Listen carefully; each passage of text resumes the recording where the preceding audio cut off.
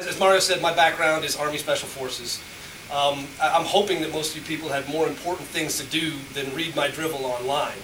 But I was a little concerned coming to the embassy because if you check my back catalog, I guess there are numerous references that I was afraid I was going to have to explain if there were diplomats actually in the room, but we're a little safe. I'll go ahead and do it anyhow. I have a habit of referring to the art of diplomacy as formalized lying in formal wear. And I was concerned that there might be folks here that would offend, but I think I got the right crowd for that. And the other problem I had was I've another tendency to say, if you're in a crisis zone and you want to find the UN officials and the diplomats, then go to the nicest hotel, walk out to the pool, and they'll be sitting in a lounge chair, sipping mint tea, and nibbling Petit Four sandwiches. All right, so I don't have to explain those things because I think all of us were on the pointier end of the sword. The reason I guess I was invited here is recently, and starting really with the war in Iraq, there's been a change in the way the war was covered. I mean, I would safely say, in my opinion, the media has never had a positive attitude towards the military, towards the war effort or anything. And I don't think their coverage of it has ever been anything that could be considered fair or unbiased. I think that they have an axe to grind, and the coverage always seemed to reflect that, in my opinion. And the way I write for a military blog called Blackfive. The way that came about was a friend of mine named Matt Burton. He was military Army Special Forces officer. His call sign at one point was Blackfive. And he was basically, forced in his mind to respond to the lack of positive coverage and the slant of the media. And it was one specific instance crystallized it for him. He had a friend who was serving in Iraq. This gentleman was a company commander and was leading a convoy that happened to have a Newsweek reporter embedded with them. They were hit by a pretty systematically well-designed ambush, and they were getting hammered. All right, Matt's friend, who was also named Matt, popped his head out of the turret, grabbed the 50 cal, and basically took the ambush out. Saved everybody who was in there, but at the cost of his life. He took a round and died. All right, they drove out of the ambush. Everybody else was fine. There were a few other people lightly wounded, but the gentleman's name was Matt Tram, gave his life. And the Newsweek reporter ended up writing a story about this and failed to mention that heroic sacrifice. And I mean, in Matt Burton's mind, Blackfive, he was not going to let that stand. And so he decided that he was going to, due to the fact that the internet was becoming a big phenomenon at that point in time, this was in 2004, he decided to start a weblog called Blackfive and started reporting, not just correcting the mistakes of the mainstream media, but telling stories that they just refused to tell. You could, obviously you gentlemen saw as well as I did, the news was going to tell you what the latest explosion was. Today an IED went off in a marketplace in Baghdad, 24 dead. They weren't going to tell you that 3 schools opened. They weren't going to tell you that the military helped dig wells for people to help irrigation, or helped agriculture, or did an other number of positive things. And so I was invited to start writing for it, and it began to grow an audience. And I think the audience was folks who were dissatisfied with the slanted, biased reporting that they saw on most of the major networks and newspapers, etc. So what we tried to do is a couple things. We tried to correct inconsistencies and factual errors, which are all too common. There is a tendency, if a single civilian dies, the first thing that you're going to hear is it's a massacre. And sadly sometimes that may be true, but all too often it's an instance where the folks who are reporting let their own personal opinions flavor the coverage that they get. And so we wanted to be a counterbalance to that. And as I also mentioned, we wanted to be able to focus on the good things, that were actually being done and yet were being underreported. So it's been a situation where that's been growing. We gained audience. We have a lot of folks who have friends, family who are deployed. And they wanted to be able to find coverage of what their loved ones were doing, that actually portrayed it in a positive light. And so I think that's where we gained a lot of traction. And it's gotten to the point now where we actually started a media company, and we've got a collection of the 10 largest military blogs that are covering topics of military and national security and are now getting enough advertising money that we've sent reporters to Iraq, to Afghanistan, and also to the Philippines, which is a place people are hardly aware. There's a number of major insurgencies in the Philippines. The funniest part about that, the largest one is not Islamist, it's actually Maoists. Little Red Book Maoists. I mean, it would shock me, surprisingly. My first trip in Army Special Forces was to the Philippines, and it was the New People's Army was the largest problem they had then, and 20 years later, they still are.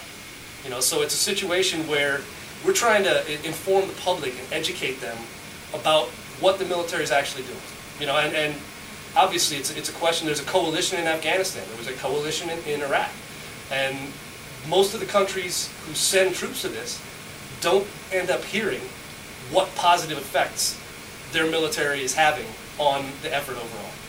So, essentially, we have, sidestepped, the mainstream media's monopoly on telling the story of what's going on.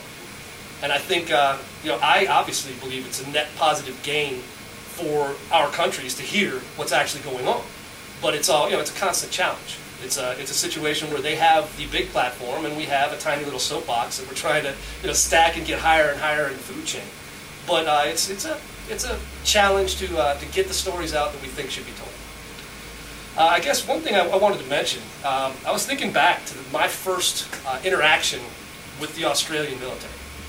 And I'm sure most of you folks are well aware of the movie A Bridge Too Far, World War II, the airborne invasion of Holland. It was a bold move, didn't go the way it was planned, and obviously there are a lot of good folks died, a lot of British paratroopers, other folks, and there's an annual remembrance of that in Nijmegen, Holland. And one of my first duty stations was in Germany, and what happens is almost all the NATO nations and a lot of allied nations, and pretty much anybody we're not at war with currently, is able to send a team to Nijmegen, Holland in the middle of July to reenact, kind of to walk the ground where all that happened. There's a number of, it's a bridge too far, so what they do is each day they set up a camp, and then you walk out and cover one of the bridges that was involved with the incidents around that invasion. And we were there, I'm obviously with one of the American teams, and that day we were actually walking with the Canadian team. And, we walked, it's about 30 miles. You carry about 35 pounds and walk 30 miles, and then at the end of the day, they have a giant beer tent, obviously. But that's the reason for it, I think, in my mind. It's great to commemorate it, but there's a way to commemorate it, absolutely. And we walked in with the Canadians to the beer tent. We didn't, we walked in, just dropped rucksacks right there at the point. Walked in, sat down, and we're drinking Heineken. And it's great. We're telling stories. It's Princess Patricia's Canadian Light Infantry, the PPCLI, great guys. And next to us is a table full of British soldiers. And next to them is a table full of Australian soldiers. And a couple Heinekens later, one of the British guys gets all full of himself. And he's got a Union Jack. And, this beer tent had, these girder rib things that were holding it up. And he starts climbing. It's probably 20 feet at the top. So he's got the flag, and he's climbing the outside, and all his mates are clapping and chanting something I didn't understand. But, everybody's getting all excited about this and having a good time. And he gets up to the top, and he ties the Union Jack, and it's hanging. And then he climbs back down, and, beers are clanking, and everybody's having a grand old time. And so the Australian guy's like, hey, I can play this game.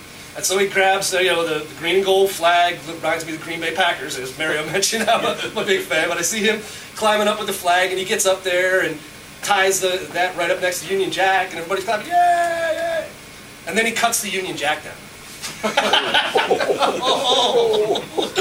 And a most excellent brawl ensued. It was pretty epic. Now, I didn't have a dog in this fight, so I kind of grabbed my beer and stepped back up against the wall, but it was I guess it would show the fighting spirit of the Australian military, if not their diplomatic strengths. But it was a lot of fun, and it was my first exposure, as I said, to what I think are the Western militaries have been a force for liberation, for freedom, for any number of positive things worldwide. And I think that, to me, is a tribute to our countries. It's a tribute to all of us who've served. And I think it's something that we can all be proud of, and that was another driving factor, in what we do, is we wanted to make sure that the American people and anybody else, in English-speaking countries or anybody who reads English can find that information. And we're in a position now where we've been at this for 5 years, and we've got a large enough audience, and we've written enough about the military that when just about anybody does a search for a military-related topic, we tend to come up somewhere in the top 10 of that search. So there's traffic driven to our sites, and there is an exposure now of like I said, the quality work of our troops, the good things they've done, and the fact that it's not a quagmire. That's one of my favorite things about Iraq was we were not in Iraq for 2 weeks before the first news story came out using the word quagmire. And it was about a sandstorm. Okay, there was a sandstorm in the desert? Really? No kid, that's unprecedented. It's a quagmire. Come on, guys. So it's something we fight regularly, and it's a battle that I think we're making some progress with. So I appreciate your folks honoring me by asking me to come and speak to this group. And given the folks I've already been introduced to, it's a fantastic collection of people. I am privileged to be among you, and I honor all of your service. Once again, we can tilt a cold one to the Western militaries and the Anglosphere.